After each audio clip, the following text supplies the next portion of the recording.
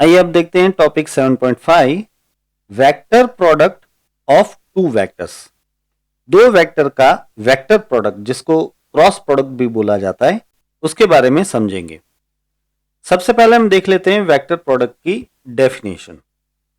देखिए, a vector product which is also known as cross product of two vector A and vector B is a vector again. Let's say the resultant vector is vector C. Then vector C is such that number 1, magnitude of vector C, that is only C, is AB sin theta. देखिए यहां पे ये C vector C का magnitude है और ये A vector A का magnitude है, B वेक्टर B का मैग्नीट्यूड है and sin theta, where theta is angle between vector A and vector B. And number 2, vector C is perpendicular to the plane made by vector A and vector B. यानी कि vector A और vector B से जो plane बनता है उसके perpendicular direction में होगा vector C. And 3, direction of vector C is decided as per right hand screw rule और right hand thumb rule.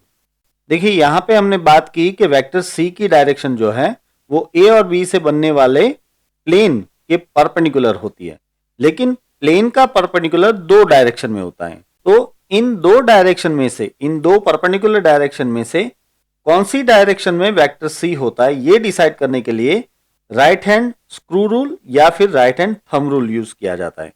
ये राइट हैंड स्क्रू रूल या फिर राइट हैंड थंब रूल क्या है ये अब देखते हैं।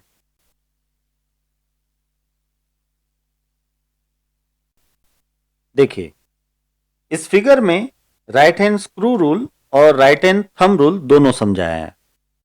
देखिए ये लेफ्ट साइड की फिगर जो है वो राइट हैंड स्क्रू रूल के लिए RHSR यानी कि राइट हैंड स्क्रू रूल, और ये राइट साइड की जो फिगर है वो राइट हैंड थंब रूल के लिए RHTR यानी कि राइट हैंड थंब रूल। अब पहले राइट हैंड स्क्रू रूल समझते हैं।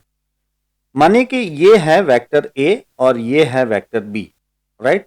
और इस वेक्टर A और B से बनने वाला जो प्लेन है उसका परपेंडिकुलर ये है, ये जो डॉटेड लाइन है ना, ये A और B से बनने वाले प्लेन की परपेंडिकुलर लाइन है, राइट?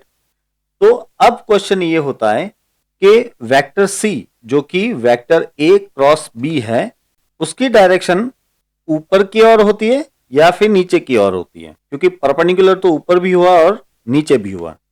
तो इसके लिए राइट हैंड स्क्रू रूल कैसे यूज करते हैं समझिए।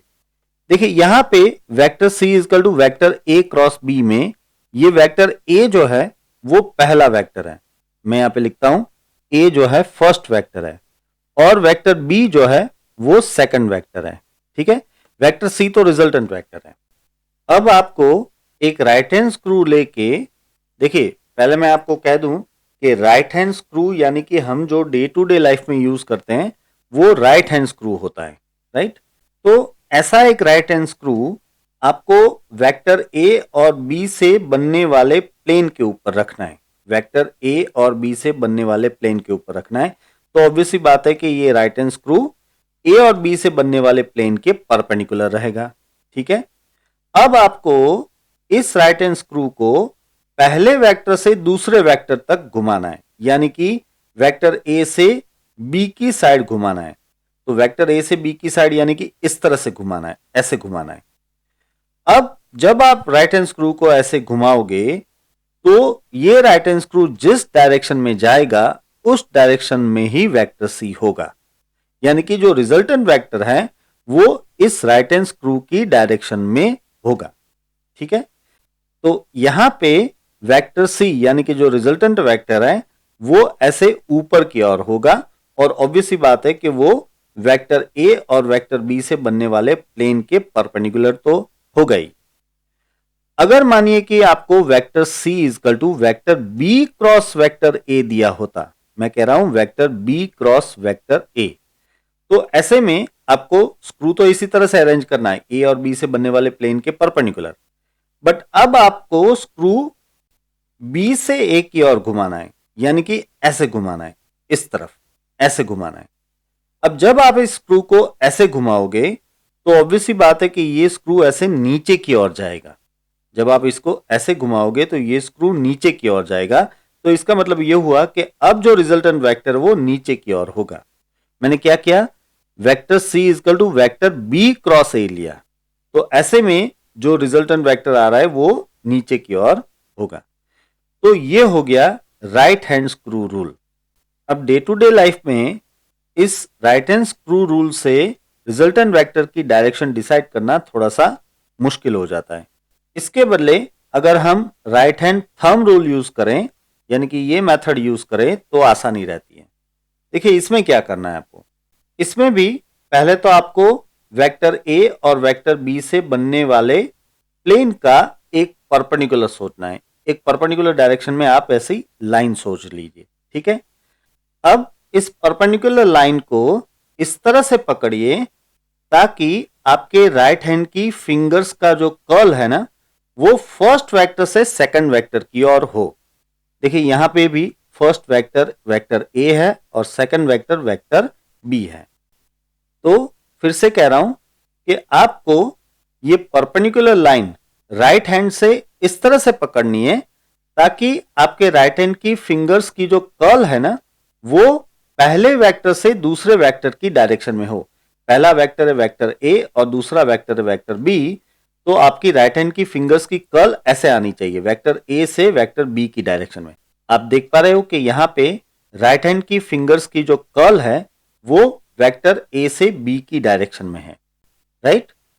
अब आपके राइट हैंड का थंब जिस डायरेक्शन में होगा उस डायरेक्शन में ही वेक्टर सी की डायरेक्शन होगी। देखिए यहां पे राइट हैंड का थंब ऐसे ऊपर की ओर है, तो इसका मतलब कि वेक्टर सी ऐसे ऊपर की ओर होगा, राइट।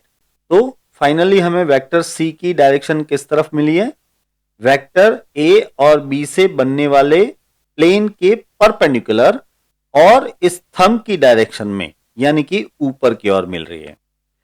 देखिए अगर हम यहां पे vector C equal to vector B cross A लेते हैं, मैं कह रहा हूं कि बी क्रॉस ए लेते हैं, तो ऐसे में आपको इस परपेंडिकुलर लाइन को अपने राइट हैंड से ऐसे पकड़ना पड़ता ताकि आपके राइट हैंड के फिंगर की कर्ल बी से ए की ओर हो, बी से ए की ओर यानी कि इस तरफ आ रही हो। अब अगर आपको इस तरफ राइट हैंड की फिंगर की कर्ल रखनी है तो ऑब्वियस सी बात है कि ये थंब है ना, आपको नीचे की ओर रखना पड़ेगा। और ये जो फिंगर ऐसे आ रही है ना, ऐसे नहीं आएगी, अब फिंगर ऐसे आएगी, ऐसे फिंगर आएगी और थंब आएगा नीचे की ओर। तो ऐसे में जो वेक्टर सी है उसकी डायरेक्शन हो जाएगी ऐसे नीचे की ओर। इन शॉर्ट वेक्टर सी की डायरेक्शन ए और बी से बनने वाले परपेंडिकुलर की डायरेक्शन में लेकिन नीचे की ओर होगी। तो इस तरह से राइट हैंड थंब रूल से हम रिजल्टेंट वेक्टर की डायरेक्शन डिसाइड कर सकते हैं। देखिए यहां पे एक बात आपको हमेशा याद रखनी है कि अगर रिजल्टेंट वेक्टर वेक्टर सी है तो वेक्टर सी हमेशा वेक्टर ए को परपेंडिकुलर रहेगा। इसी तरह से वेक्टर सी हमेशा वेक्टर बी को भी परपेंडिकुलर रहेगा, है ना। क्योंकि दरअसल जो रिजल्टेंट वेक्टर आप ले रहे हो वो ए और बी से बनने वाले प्लेन के परपेंडिकुलर है। तो सीधी सी बात है कि वेक्टर सी ए के भी परपेंडिकुलर होगा और वेक्टर सी बी के भी परपेंडिकुलर होगा। हाँ, ए और बी के बीच में कोई भी एंगल हो सकता है, 0 से लेके 180 के बीच में कोई भी एंगल ए और बी के बीच में हो सकता है। चलिए अब आगे बढ़ते हैं। अब देखते हैं हम वेक्टर प्रोडक्ट की कुछ प्रॉपर्टीज। इसमें सबसे पहली प्रॉपर्टी है the vector product is not commutative. That is vector A cross vector B is not equal to vector B cross vector A. ऐसा क्यों? ऐसा इसलिए क्योंकि वेक्टर ए क्रॉस बी की जो डायरेक्शन आएगी और वेक्टर बी क्रॉस ए की जो डायरेक्शन आएगी वो एकदम अपोजिट होगी, इसलिए हम इन दोनों को सेम वेक्टर नहीं कह सकते। देखिए ये वेक्टर ए क्रॉस बी है ना, उससे एक रिजल्टेंट वेक्टर मिलेगा, सपोज कि वेक्टर सी, और ये b क्रॉस a है, उससे भी एक रिजल्टेंट वेक्टर मिलेगा, सपोज कि वेक्टर d। तो वेक्टर c और वेक्टर d दोनों अपोजिट डायरेक्शन में होंगे, तो ऑब्वियस सी बात है कि हम उन्हें सेम नहीं कह सकते, बट इन दोनों का मैग्नीट्यूड सेम होगा, यानी कि mod of vector a cross b will be exactly equal to mod of vector b cross a, क्योंकि mod of vector a cross b यानी कि ab साइन थीटा और mod of vector b cross a यानी कि ba sine theta, ये दोनों तो same ही हो जाएंगे। एक और चीज हम ऐसे लिख सकते हैं, vector a cross b is equal to minus vector b cross a, ऐसे आप कह सकते हो, क्योंकि जैसे हमने आगे बात की कि a क्रॉस b और b क्रॉस a की डायरेक्शन एग्जैक्टली अपोजिट होगी, तो हम vector a cross b is equal to minus vector b cross a लिख सकते हैं। अब देखते हैं दूसरी property, the vector product does not change sign under reflection, यानी कि अगर आपको वेक्टर a क्रॉस b दिया है, राइट, और आप इसका रिफ्लेक्शन ले लो, यानी कि a की जगह पे आप माइनस a ले लो और b की जगह पे आप माइनस b ले लो, ये मैंने a क्रॉस b का रिफ्लेक्शन लिया, तो इसका आंसर a क्रॉस b ही आएगा। ऐसा नहीं होगा कि रिफ्लेक्शन लेने के बाद आंसर नेगेटिव आएगा, ऐसा नहीं होगा। इसलिए हमने यहां पे लिखा कि the vector product does not change sign under reflection, a cross b लो या minus a cross minus b लो, आपको वो a क्रॉस b ही मिलेगा। अब आगे देखते हैं तीसरी property, the vector product is distributive with respect to vector addition, यानी कि अगर आपके पास तीन वेक्टर है, वेक्टर a b और c, then you can write that vector a cross into bracket vector b plus c will be equal to vector a cross vector b plus vector a cross vector c। This shows that vector product is distributive with respect to vector addition. अब fourth property को समझे। देखिए, अगर हम vector a का cross multiplication vector a के साथ ही करें, तो ऐसे में ऑब्वियस सी बात है कि ये हो जाएगा a, then again a and sine theta. But देखिए यहां पे दोनों ही वेक्टर वेक्टर a है, तो दोनों के बीच का एंगल हो जाएगा 0, तो ये हो जाएगा साइन 0, बट साइन 0 यानी कि 0 हो जाता है। तो इस तरह से vector a cross vector a equal to आपको मिलेगा 0। तो ऑब्वियस सी बात है कि caret i cross caret i ये भी 0 मिलेगा, caret j cross caret j ये भी 0 मिलेगा, और caret k cross caret k ये भी आपको 0 मिलेगा। अब पांचवी प्रॉपर्टी देखते हैं,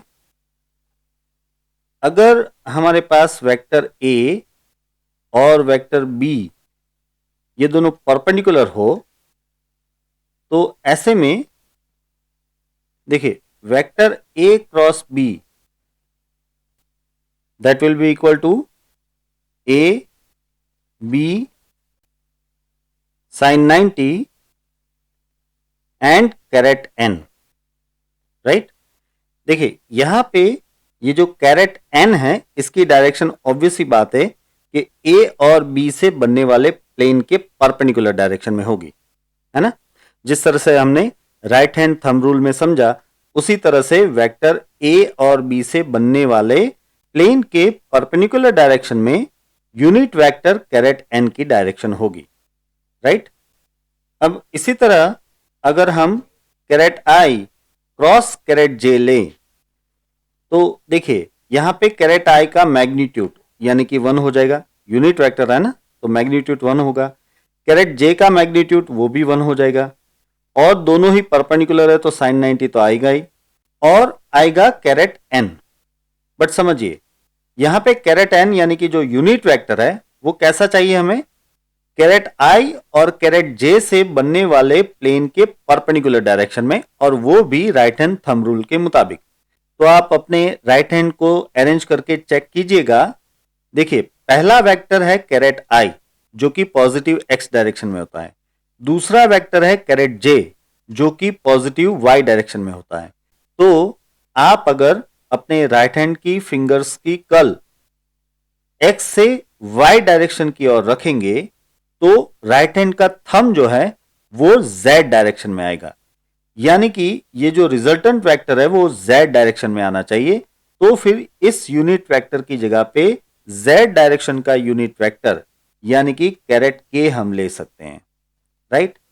अब समझिए ये 1 और साइन 90 भी 1, तो सीधी सी बात है कि मैं लिख सकता हूं सिर्फ कैरेट के। तो इसका मतलब हमें आई cross J is equal to caret के मिल रहा है। अब इससे आगे बढ़ते हैं हम, और हम लिख सकते हैं, एक तो आपको ये मिल रहा है कि भाई I cross J, caret I cross caret J is equal to caret K. इसी तरह से कैरेट जे क्रॉस कैरेट के आप ले लो तो ये मिल जाएगा आपको कैरेट आई।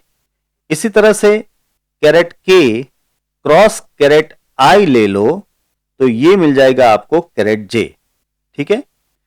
अगर आप इससे उल्टा लेते हो यानी कि कैरेट जे क्रॉस कैरेट आई लेते हो तो ऑब्वियस सी बात है कि माइनस कैरेट के आएगा। अगर आप कैरेट के क्रॉस कैरेट जे लेते हो तो यह भी ऑब्वियस बात है कि माइनस कैरेट आई आएगा, और आप कैरेट आई क्रॉस कैरेट के लेते हो तो ऑब्वियस सी बात है कि ये माइनस कैरेट जे आएगा, ठीक है। इसे याद रखने के लिए मैं आपको एक फिगर देता हूं।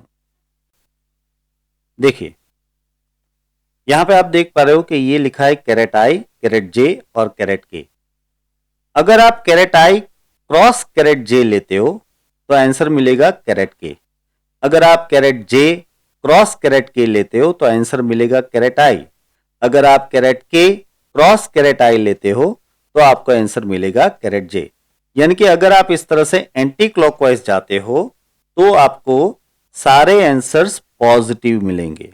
एक बात, ये सारे आंसर पॉजिटिव है। और ये दूसरी फिगर देख लो, अगर आप कैरेट आई क्रॉस कैरेट के लेते हो तो माइनस कैरेट जे मिलेगा।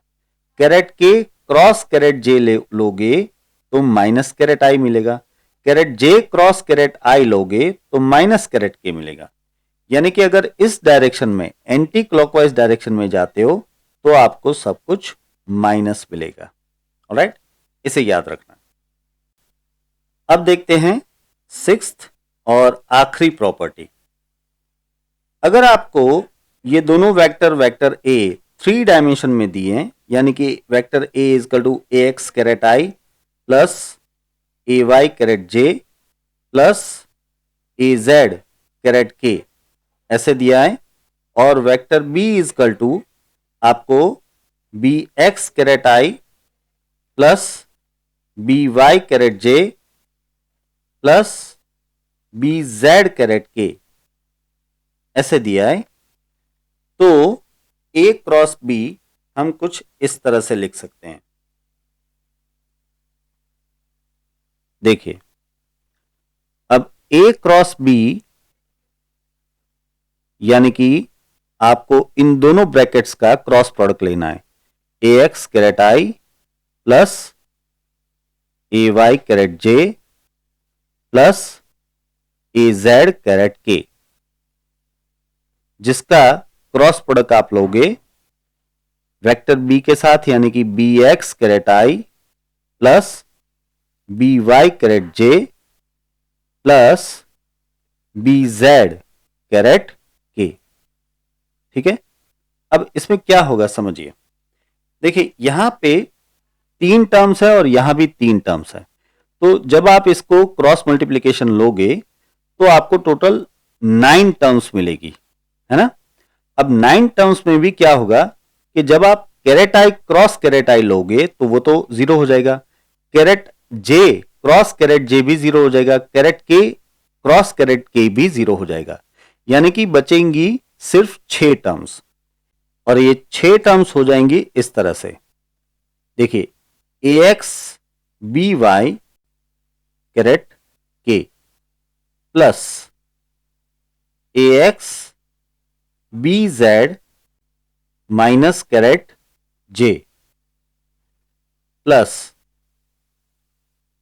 ए Y B X minus caret K plus A Y B Z plus caret I plus A Z B X plus caret J plus A Z B Y minus caret I. अब इसे simplify करके हम ऐसे लिख सकते हैं, A Y B Z minus A Z B Y caret आई, ठीक है। अब प्लस करके हम लिख सकते हैं ए Z B X minus A X B Z carat J plus A X B Y minus A Y B X carat के, ठीक है। ये सब कुछ ए क्रॉस बी का सॉल्यूशन हम कर रहे हैं, ए क्रॉस बी। अब इस पूरे इक्वेशन को इजीली याद रखने के लिए हम इसे डिटर्मिनेंट फॉर्म में लिख सकते हैं। देखिए पहले तो ये कि ये ए क्रॉस बी इजकल टू हम ऐसे लिख सकते हैं, कैरेट आई यहां पे आ जाएगा ए Y B Z minus A Z B Y, फिर माइनस कैरेट जे। देखिए मैं माइनस कॉमन ले रहा हूं ब्रैकेट में से, तो टर्म्स जो है एक दूसरे से इंटरचेंज हो जाएंगे, ए एक्स बी जेड माइनस यहां पे आ जाएगा ए जेड बी एक्स, ठीक है। फिर प्लस कैरेट के और यहां पे ए एक्स बी वाई माइनस ए वाई बी एक्स, ऑलराइट। अब इसे इजीली हम डिटर्मिनेंट फॉर्म में लिख सकते हैं, यानी कि हम ऐसे लिख सकते हैं, यहां पे आ जाएगा कैरेट आई, यहां पे कैरेट जे, यहां पे कैरेट के। ये फर्स्ट लाइन जो है इसमें कैरेट आई कैरेट जे और कैरेट के आ जाएंगे, ठीक है। फिर दूसरी लाइन में ए के कंपोनेंट्स यानी कि ए एक्स ए वाई और ए जेड आ जाएंगे। तीसरी लाइन में बी के कंपोनेंट्स यानी कि बी एक्स बी वाई और बी जेड आ जाएंगे। तो ये हो गया determinant form A cross B के लिए। Vector A cross vector B is equal to in determinant I J K A X A Y A Z and B X B Y B Z, alright. तो इस तरह से determinant form में लिखने के बाद इसे सॉल्व करोगे आप तो एग्जैक्टली यही टर्म आएगी। इसका सॉल्यूशन दरअसल ये है, बट इस तरह से लिखने से क्रॉस मल्टीप्लिकेशन लेना आसान हो जाता है, ऑलराइट। तो ये थी वेक्टर प्रोडक्ट की या फिर कहें कि क्रॉस प्रोडक्ट की डेफिनेशन। उसकी डायरेक्शन कैसे तय की जाती है उसके लिए राइट हैंड स्क्रू रूल और राइट हैंड थंब रूल, और साथ ही उसकी सारी प्रॉपर्टीज, ठीक है। तो इसी के साथ बच्चों ये लेक्चर मैं यहाँ पे समाप्त करता हूँ, और आज मैंने यहाँ पे जो कुछ भी आपको पढ़ा है उसी की पीडीएफ की लिंक मैंने डिस्क्रिप्शन में रखी हुई है, आप उसे डाउनलोड कर सकते हैं और उसमें से लिख सकते हैं। ठीक है, so here with Anshun Baldania signing off, take care.